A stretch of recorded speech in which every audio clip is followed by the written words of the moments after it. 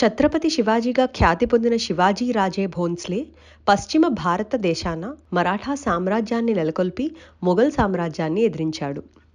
రాయ్గఢ్లో ఛత్రపతి శివాజీ తండ్రి అయిన షాహాజీ నిజాం షాహీల ప్రతినిధిగా ఉంటూ మొఘల్ రాజులను వ్యతిరేకిస్తూ యుద్ధాల్లో పాల్గొనేవాడు.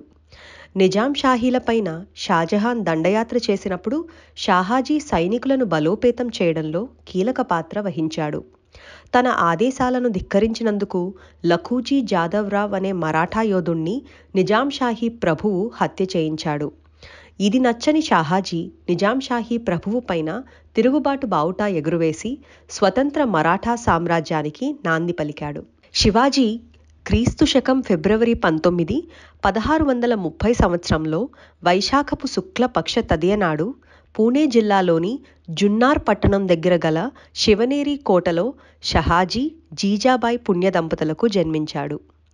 వీరు మహారాష్ట్రలోని వ్యవసాయ కున్భీ కులానికి చెందినవారు. జీజాబాయికి శంభాజీ తర్వాత పుట్టిన కొడుకులు అందరూ మృతి చెందగా ఆమె పూజించే దేవత అయిన శివై అనగా పార్వతి పేరు శివాజీకి పెట్టింది. షాహాజీ నిజాంలను ఓడించి గెలుచుకున్న ప్రాంతాల్లో సామ్రాజ్యాన్ని నెలకొల్పడానికి ప్రయత్నిస్తుండగా మొఘలులు ఆదిల్షాతో కలిసి షాహాజీని ఓడించారు. ఆదిల్షాతో సంధి ప్రకారం షాహాజీ ప్రస్తుత బెంగుళూరు ప్రాంతాన్ని జాగీరుగా పొంది పూణే వదిలి వెళ్లవలసి వచ్చింది. షాహాజీ పూణేలో తనకున్న జాగీరును వదులుకోవలసిన అవసరం లేకుండా ఒప్పందం కుదుర్చుకున్నాడు. షాహాజీ పూణేలో తన జాగీరు వ్యవహారాలను తన భార్యకు అప్పగించి యువకుడైన శివాజీకి రాజనీతి వ్యవహారాలు నేర్పడానికి కొందరు ముఖ్య అనుచరులతో కలిసి ఓ విభాగాన్ని ఏర్పాటు చేసి తాను బెంగుళూరు జాగీరుకు వెళ్ళాడు. శివాజీ తల్లి అతనికి పుట్టిన భూమిపైన ప్రజలపైన ప్రేమ కలుగునట్లు విద్యాబుద్ధులు నేర్పింది. చిన్నప్పటి నుండి భారత రామాయణ బలిచక్రవర్తి గాథలు చెప్పి వీర లక్షణాలు మొలకింపజేసింది. పరమత సహనం, స్త్రీల పట్ల గౌరవం తన తల్లి వద్దనే నేర్చుకున్నాడు. తన తండ్రి పొందిన పరాజయాలను క్షుణ్ణంగా అధ్యయనం చేసి అనతి కాలంలోనే శివాజీ యుద్ధతంత్రాలలో నిష్ణాతుడయ్యాడు. సకల విద్యలు తెలుసుకున్న శివాజీ మరాఠా సామ్రాజ్య స్థాపనే లక్ష్యంగా తన వ్యూహాలు మొదలుపెట్టాడు. 17 ఏళ్ల వయసులోనే శివాజీ మొట్టమొదటి యుద్ధం చేసి బీజాపూర్ సామ్రాజ్యానికి చెందిన తోర్నా కోటను సొంతం చేసుకున్నాడు. మరో 3 ఏళ్లలో కొండన, రాజ్గఢ్ కోటలను సొంతం చేసుకుని పూణే ప్రాంతాన్నంతా తన స్వాధీనంలోకి తెచ్చుకున్నాడు. శివాజీ తమ కోటలను సొంతం చేసుకోవడం చూసి ఆదిల్షా మోసపూరితంగా శివాజీ తండ్రి అయిన షాహాజీని బందీ చేశాడు. తర్వాత శివాజీని బెంగుళూరులో ఉన్న శివాజీ అన్న అయిన శంభాజీని పట్టుకోవడానికి 2 సైన్యాలను పంపగా అన్నదమ్ములిరువురు ఆ సైన్యాలను ఓడించి తమ తండ్రిని బంధ విముక్తుణ్ణి చేయించుకున్నారు. అప్పుడు ఆదిల్షా యుద్ధ భయంకరుడిగా పేరు పొందిన అఫ్జల్ ఖాన్ను శివాజీపైకి యుద్ధానికి పంపించాడు. కత్తితో పొడుస్తున్న శివాజీ, ఆయన మెరుపు దాడులు, గెరిల్లా యుద్ధ పద్ధతులు తెలుసుకున్న అఫ్జల్ ఖాన్ అతడిని ఓడించడానికి యుద్ధభూమి మాత్రమే ఏకైక మార్గమని తలచి శివాజీని రెచ్చగొట్టడానికి శివాజీ ఇష్టదైవమైన భవానీదేవి ఆలయాలను కూల్చాడు. అది తెలిసిన శివాజీ తాను యుద్ధానికి సిద్ధంగా లేనని చర్చలకు ఆహ్వానించాడు. ప్రతాప్గఢ్ కోట దగ్గర సమావేశానికి ఇద్దరూ అంగీకరించారు. అఫ్జల్ ఖాన్ సంగతి తెలిసిన శివాజీ ఉక్కు కవచాన్ని ధరించి పిడిబాకు లోపల దాచుకున్నాడు. ఇద్దరూ కేవలం తమ అంగరక్షకులతో గుడారంలోకి వెళ్లి చర్చలు జరుపుతుండగా అఫ్జల్ ఖాన్ దాచుకున్న కత్తితో శివాజీ పైన దాడి చేసినప్పుడు ఉక్కు కవచం వల్ల శివాజీ తప్పించుకున్నాడు. అంతలో అడ్డువచ్చిన అఫ్జల్ ఖాన్ సైనికాధికారులను శివాజీ సైన్యాధికారులు అడ్డుకొనగా శివాజీ తన దగ్గరున్న పిడిపులి గోర్లతో అఫ్జల్ ఖాన్ పొట్టను ఉగ్రలక్ష్మీ నరసింహస్వామి వలె చీల్చి చెండాడుతాడు. అఫ్జల్ ఖాన్ తప్పించుకుని గుడారం నుండి బయటికి పారిపోతుండగా ఒక్క వేటుకు శివాజీ అఫ్జల్ ఖాన్ తల నరుకుతాడు. అఫ్జల్ ఖాన్ సేనను శివాజీ సేన దట్టమైన అడవుల్లో అటకాయించి మెరుపు దాడులతో మట్టి కరిపించింది. ఈ విజయంతో శివాజీ మరాఠా యోధుడిగా మహారాష్ట్ర అంతా పేరు తెచ్చుకున్నాడు. ఎలాగైనా శివాజీని అణచాలని బీజాపూర్ సుల్తాన్ యుద్ధవీరులుగా పేరు తెచ్చుకున్న అఫ్ఘన్ పస్తూన్ సైనికులను పంపించగా శివాజీ సేన వేల సంఖ్యలో పస్తూన్లను చంపి విజయం సాధించింది. ఈ సంఘటనతో శివాజీ కీర్తి ప్రతిష్టలు భారతదేశమంతా వ్యాపించాయి. ఎందరో హిందూ రాజులకు ఆయన ఆదర్శంగా నిలిచాడు. ఇది సహించలేని బీజాపూర్ సుల్తాన్ అరబ్, పర్షియా, అఫ్ఘాన్ నుండి మెరికల్ లాంటి 10,000 మంది కిరాయి సైనికులను శివాజీని అంతమొందించడానికి పంపగా శివాజీ తన వద్దనున్న 5,000 మరాఠా యోధులతో కలిసి కొల్హాపూర్ వద్ద ఎదుర్కొన్నాడు. హర్ హర్ మహాదేవ అంటూ శివాజీ యుద్ధరంగంలో విజృంభించి శత్రువులను ఊచకోత కోశాడు. ఈ విజయంతో కేవలం సుల్తాన్లే కాక మొఘల్ చక్రవర్తి అయిన ఔరంగజేబుకు సైతం శివాజీ అంటే భయం పుట్టింది. శివాజీ నుండి ఎప్పటికైనా తనకు ముప్పు ఉందని ఔరంగజేబ్ భావించి సన్నాహాలను మొదలుపెట్టాడు. తన మేనమామైన షాయిస్తా ఖాన్ను శివాజీపైకి యుద్ధానికి పంపాడు. 2 సార్లు పరాజయాన్ని ఎదుర్కొన్న ఆదిల్ షా మూడవసారి సిద్ది జోహార్ అనే పేరు పొందిన సైన్యాధ్యక్షుడికి అపారమైన సైనిక ఆయుధ బలగాలను అందించి కొల్హాపూర్ పంపించాడు. ఆ సమయంలో కొల్హాపూర్ దగ్గరలో ఉన్న పన్హాలా కోటలో శివాజీ కొన్ని వందల మంది అనుచరులతో ఉన్నాడు.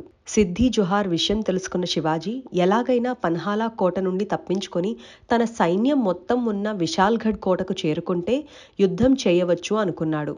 కానీ అప్పటికే పన్హాలా కోట చుట్టూ శత్రు సైన్యం ఉండడంతో తాను యుద్ధానికి సిద్ధంగా లేనని దయతలచవలసిందిగా సిద్ది జోహార్కు వర్తమానం పంపాడు. అది తెలుసుకున్న సిద్ది జోహార్ సైనికులు నిఘా సరళం చేసి విశ్రాంతి తీసుకుంటుంటే శివాజీ తన అనుచరులతో కోట నుండి తప్పించుకొని తన సైన్యం ఉన్న కోట వైపు పయనించసాగాడు. చివరి క్షణంలో అది తెలుసుకున్న సిద్ది జోహార్ తన బలగాలతో శివాజీని వెంబడించసాగాడు. కోటకు చేరుకునేలోపే శత్రువులు తమను సమీపించగలరు అన్న విషయం గ్రహించి బాజీ ప్రభు దేశ్పాండే అనే సర్దార్ 300 మంది అనుచరులతో కలిసి తాము శత్రు సైన్యాన్ని ఎదుర్కొంటామని శివాజీని తన అంగరక్షకులతో ఎలాగైనా కోట చేరుకోమని చెప్పి ఒప్పించాడు. శివాజీ కోటవైపు వెళ్లిన వెంటనే బాజీ ప్రభు దేశ్పాండే 2 చేతులా ఖడ్గాలు పట్టుకుని శత్రువులతో యుద్ధం చేశాడు. 300 మంది సైనికులు తమ ప్రాణాలకు తెగించి అతి బలమైన శత్రువులతో పోరాడి నేలకొరిగారు. అప్పటికి శివాజీ తన కోట చేరుకున్నాడు. కోటలో తన అనుచరులతో చర్చించిన అనంతరం తాము సిద్ది జోహార్ సైన్యాన్ని ఎదుర్కోలేమని గ్రహించిన శివాజీ సంధికి అంగీకరించాడు. సంధిలో భాగంగా శివాజీ సామ్రాజ్యం స్వతంత్ర రాజ్యంగా గుర్తింపు పొందింది. సిద్ది జోహార్ విజయానికి బహుమతిగా పన్హాలా కోట లభించింది. ఈ యుద్ధమే సుల్తానులతో శివాజీ చేసిన ఆఖరి యుద్ధం. ఆ తరువాతి కాలంలో మొఘల్ సైన్యాలతో యుద్ధాలు చేయవలసి వచ్చింది. 1660లో ఔరంగజేబు తన మేనమామ అయిన షాయిస్తా ఖాన్కు 1,00,000కు పైగా సుశిక్తులైన సైన్యాన్ని ఆయుధాలను అందించి శివాజీని ఓడించి దక్కన్ ప్రాంతాన్ని స్వాధీనం చేసుకొని రమ్మని చెప్పాడు. బలమైన షాయిస్తా ఖాన్ సేన ముందు శివాజీ సేన తలవంచక తప్పలేదు. శివాజీ ఓటమి అంగీకరించి పూణే వదిలి వెళ్లవలసి వచ్చింది. పూణేలో శివాజీ నిర్మించిన లాల్ మహల్లో షాయిస్తా ఖాన్ నివాసం ఏర్పరచుకున్నాడు. ఎప్పటికైనా శివాజీ మెరుపుదాడి చేస్తాడని షాయిస్తా ఖాన్ పూణే నగరమంతా చాలా కట్టుదిట్టమైన భద్రతను ఏర్పాటు చేశాడు. 1663 ఏప్రిల్లో నగరంలో ఒక పెళ్లి ఊరేగింపు జరుగుతుండగా శివాజీ మారువేషంలో తన అనుచరులతో కలిసి పెళ్లికూతురు తరపున బంధువుల్లో కలిసిపోయి లాల్ మహల్ చేరుకున్నాడు. ఆ భవనం స్వయాన తన పర్యవేక్షణలో నిర్మించబడింది కాబట్టి సులువుగా లోపలికి చేరుకుని షాయిస్తా ఖాన్ గదిలోకి చేరుకున్నాడు. శివాజీ కత్తివేటుకు షాయిస్తా ఖాన్ 3 వేళ్లు తెగి కింద పడగా షాయిస్తా ఖాన్ కిటికీలో నుండి దుమికి ప్రాణాలు రక్షించుకున్నాడు. అంతలో ఇది పసికట్టిన ఆయన అంగరక్షకులు ఆయనను సురక్షిత ప్రాంతానికి తీసుకెళ్లారు. మొఘలులకు మచ్చ తెచ్చిన షాయిస్తా ఖాన్ను ఔరంగజేబు సుదూర బెంగాల్ ప్రాంతానికి పంపించేశాడు. 1664 నాటికి సూరత్ నగరం ప్రధాన వ్యాపార కేంద్రంగా ఉండేది. శివాజీ సూరత్ పైన దాడి చేసి ధనాన్ని ఆయుధాలను దోచుకున్నాడు. అపారమైన ఆ మొఘల్ సంపదతో కొన్ని వేల మందిని తన సైన్యంలో చేర్చుకున్నాడు. కొద్ది రోజుల్లో మొఘలులు బీజాపూర్ సుల్తాన్ల కోటలను ఒక్కొక్కటిగా తన సొంతం చేసుకోవడం మొదలుపెట్టాడు. ఇది చూసిన ఔరంగజేబు అగ్రహోద్రుడై తన దగ్గర పనిచేస్తున్న రాజపుత్రుడైన రాజా జైసింగ్ను శివాజీపైకి పంపించాడు. రాజా జైసింగ్ గొప్ప రాజనీతిజ్ఞుడు. రాజా జైసింగ్ ఆధ్వర్యంలో మొఘల్ సేనలు మొదట పురంధర్ దుర్గాన్ని ఆక్రమించాయి. తర్వాత రాయ్గఢ్ ఆక్రమణకై సేనలు ముందుకు సాగుతుండగా ఓటమి గ్రహించిన శివాజీ రాజా జైసింగ్తో సంధికి దిగాడు. 1665లో శివాజీ రాజా జైసింగ్తో పురంధర్ వద్ద సంధి చేసుకున్నాడు. తరువాత ఒక ముఘల్ సర్దార్గా ఉండడానికి అంగీకరించాడు. ముఘల్ సైన్యాన్ని ఉపయోగించుకుని తన శత్రువులైన బీజాపూర్, గోల్కొండ సుల్తాన్లను ఓడించడానికే శివాజీ ముఘల్ సర్దార్గా ఉండడానికి ఒప్పుకున్నాడు. 1666లో ఔరంగజేబ్ తన 50వ పుట్టినరోజు సందర్భంగా శివాజీని, అతని 6ఏళ్ల కొడుకు శంభాజీని ఆగ్రాకు ఆహ్వానించాడు. సభలో శివాజీని సైనికాధికారులు వెనుక నిలబెట్టి అవమానించారు. ఇది సహించలేని శివాజీ బయటకు వెళ్తుండగా భటులు చుట్టుముట్టి శివాజీ ఉంటున్న అతిథి గృహానికి తీసుకెళ్లి అక్కడే బందీ చేశారు. ఔరంగజేబ్ మొదట శివాజీని చంపాలనుకున్నా దానివల్ల మరాఠాలు ఒక్కసారిగా చెలరేగుతారని తెలుసుకుని శివాజీని బందీగా ఉంచాలని నిశ్చయించాడు. తన కొడుకులతో బందీగా ఉన్న శివాజీ ఎలాగైనా తప్పించుకోవాలని ప్రయత్నించసాగాడు. ప్రతిరోజు తాను ఏరి కోరి సమకూర్చిన పళ్లను ఆగ్రాలోని సాధువులకు, గుడులకు, ఫకీర్లకు పంపించేలా అనుమతి తీసుకున్నాడు. కొన్ని నెలల పాటు పళ్లబుట్టలు పంపించిన తరువాత తాను పనిమనిషిగా మారువేషం వేసుకుని కొడుకును బుట్టలో పెట్టుకుని తప్పించుకున్నాడు.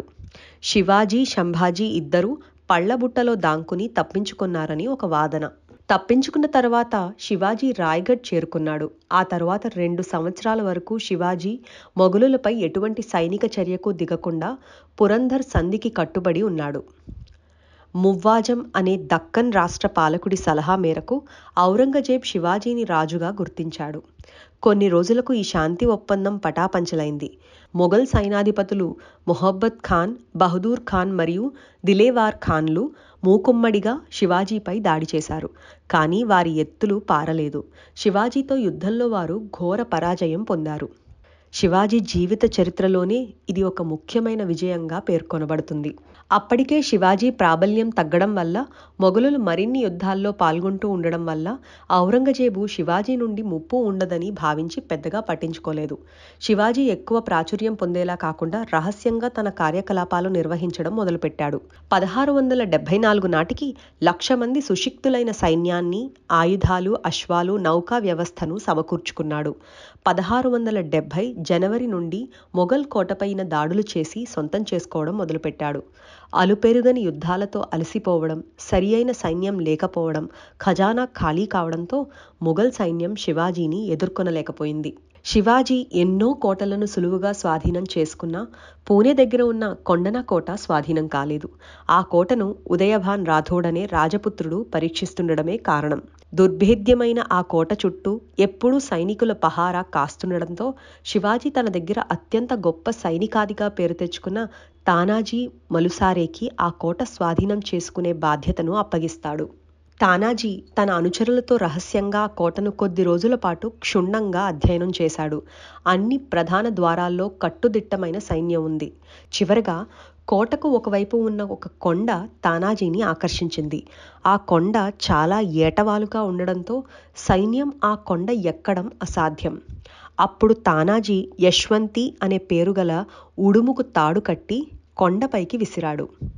తాడు సహాయంతో పైకి వెళ్లిన వారు అందించిన తాళ్లను పట్టుకుని సైన్యం కోటలోకి చేరుకుంది. చరిత్రలో యుద్ధంలో ఉడుమును ఉపయోగించడం ఇదే ప్రథమం అని అనుకోవచ్చు. అంతలో తానాజీ సోదరుడు సూర్యాజీ కోట ముఖద్వారం పైన దాడి చేశాడు. మరాఠాలకు, రాజపుత్రులకు జరిగిన భీకర పోరులో మరాఠాలు గెలిచినా తానాజీ మరణించాడు. ఈ వార్త విన శివాజీ కోటను గెలిచాము గాని సింహాన్ని పోగొట్టుకున్నాము అని అన్నాడు. సింహం వలె పోరాడిన తానాజీ గౌరవార్థం కొండన కోట పేరును సింహగఢ్గా మార్చాడు. జూన్ 6, 1674న రాయ్గఢ్ కోటలో వేద పఠనాల మధ్య శివాజీని క్షత్రియ రాజులందరికీ అధిపతిగా కీర్తిస్తూ ఛత్రపతి అని బిరుదును ప్రదానం చేశారు. కొన్నాళ్లకు 50,000 బలగంతో దక్షిణ రాష్ట్రాల దండయాత్ర చేసి వెల్లూరు, జింజీలను సొంతం చేసుకున్నాడు. 27 ఏళ్లపాటు యుద్ధాలతో గడిపి హిందూ రాజులకు ఆదర్శంగా నిలిచిన సువిశాల మరాఠా సామ్రాజ్యాన్ని నెలకొల్పిన ఛత్రపతి శివాజీ 3 వారాల తీవ్ర జ్వరంతో బాధపడి ఏప్రిల్ 3, 1680 మధ్యాహ్నం 12 గంటలకు రాయ్గఢ్ కోటలో మరణించాడు. శివాజీ పెద్ద కొడుకైన శంభాజీ తరువాత రాజ్యాన్ని చేపట్టి మొఘలులను సమర్థవంతంగా ఎదుర్కొని పరిపాలించాడు. యుద్ధ తంత్రాలలో మాత్రమే కాకుండా పరిపాలనా విధానాలలో కూడా శివాజీ భారతదేశ రాజులలో అగ్రగణ్యుడు. మంత్రి మండలి, విదేశాంగ విధానం, పటిష్టమైన గూఢచారి వ్యవస్థ ఏర్పాటు చేశాడు. ప్రజల కోసమే ప్రభువు అన్న సూత్రం పాటించి వ్యక్తిగత విలాసాలకు ఎటువంటి వ్యయం చేయక ప్రజల సంక్షేమం కోసమే పాటుపడ్డాడు.